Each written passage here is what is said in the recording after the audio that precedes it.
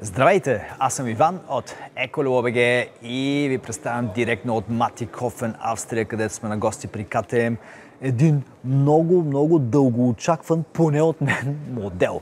Това е Makina Gravelator SX Elite. Сега ще си кажете, защо този човек го е чакал толкова дълго този модел и защо му липсваше толкова.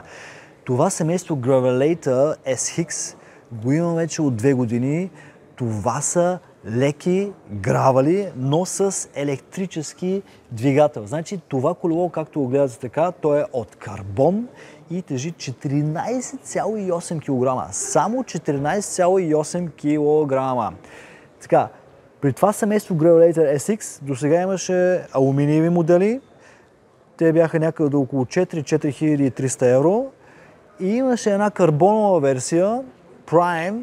Тя беше 6000 евро. Тя беше много хубава, много лека. Тя все още е много хубава и много лека. Обаче, помежду така липсваше нещо. Ето го. Ето, появи се Elite, струва 4799 евро. Какво получавате при този велосипед? Получаваме един много надежден, много добре работещ Bosch SX двигател. Той е вграден тук. За SX двигателя имаме апгрейд от 55 на 60 Нм.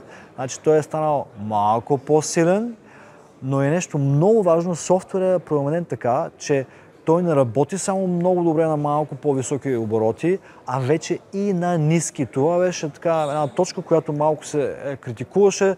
Хора, които не искат да въртят много така активно, а просто малко по-бавно, сега и те ще могат да се движат с такъв двигател безпроблемно. 400 Вт-часа имаме батерия, тук е вградена също на Bosch.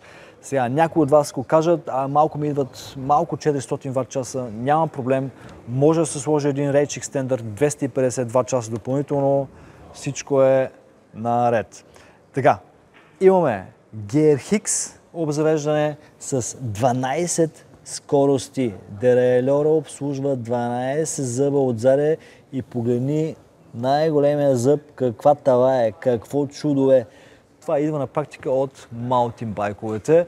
Това означава, че първата скорост няма проблем. Може да си го сложите на режим еко и ще може да си въртите нагоре без никакъв проблем.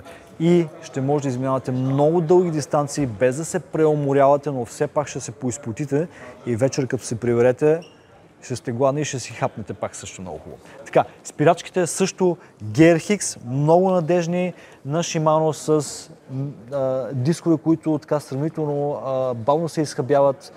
При каплите също не е направен компромис, всичко е марково. DT Swiss е версията с 350 главините на DT Swiss, които се вграждат в много колела и са супер утвърдени. И поглеждаме сега горе. Кормилото идва тук леко, така нагоре. Това е нещо ново за КТМ. Има го от модел 2026. Защо? Някои се оплакаха, че кормилото им е леко ниско и цак, ето, хората са го вдигнали, послушали са. Друго нещо, което при това колело, при тази серия няколко пъти сме правили, сега ще речете, то няма дисплей. Къде е дисплея? Не, няма дисплей, той не е нужен принципно. Ако го включите тук по лампичките, можете да познаете колко батерия имате още, в кой на режим на подпомагане се намирате. Ето, то си променят цветовете. Това не е проблем. Но ако да речете, аз искам да речем също имам навигация или искам някакъв хубав дисплей да се сложа, няма проблем. При това колело е възможно, даже и не е скъпо. Дисплея можем да го сложим така, че тук да се вижда всичко много хубаво. 2 кабела излизат тук, всичко вече е подготвено от КТМ и става наистина много добре. Така, цвета е такъв песъклив. Бих казал, че е един от модерните цветове. Подобни цветове се виждат и в момента при колите матов е, изглежда така доста висококачествен като пипане и наистина мога да си представя, че това е колело, което наистина като отворите гаража би ви доставило удоволствие само така да го видите. И гледай го сега, гледай тук как е изработен. Тук няма някакви автомати, нещо отвънка да се вижда, всичко тук е скрито, ако искате да си настроите колчето на седалката. Тук има едно болче, развивате го, настройвате, завивате пак и всичко изглежда супер чисто. Така, кой е кандидат за това колело? Кой е кандидат? В България този вид велосипеди е доста неразпространен. Виждат се вече доста нормални гравери, но от тези с електрическо подпомагане няма кой знае колко много. Често се ползват от хора, които, да речем, карат активно шосейни колела или са карали много активно шосейни колела, искат, да речем, в свободното си време да се раздвижат, да отидат пак по отсечки, които са карали преди с шосейките, или пък и нови отсечки по разни такива горски пътища и нещо от няма проблем, колелото се движи навсякъде и вие все пак обаче имате една спортна машина, която ви доставя удоволствие. Това не е колело, което, да речем, непременно ще ходите с него на някакви огромни походи, 2-3 седмици. Това е по-скоро го виждам след като свършите работа, взимате го, завърте за 1-2 часа, освобождавате си главата и това е една машина, която като натиснете и върви.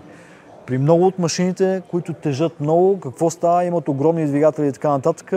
Като стигнете от 25 км в час, почва така, се вижда, че вие ако тръгнете да въртите, ще ви стане тегло. Тук този проблем го няма на практика.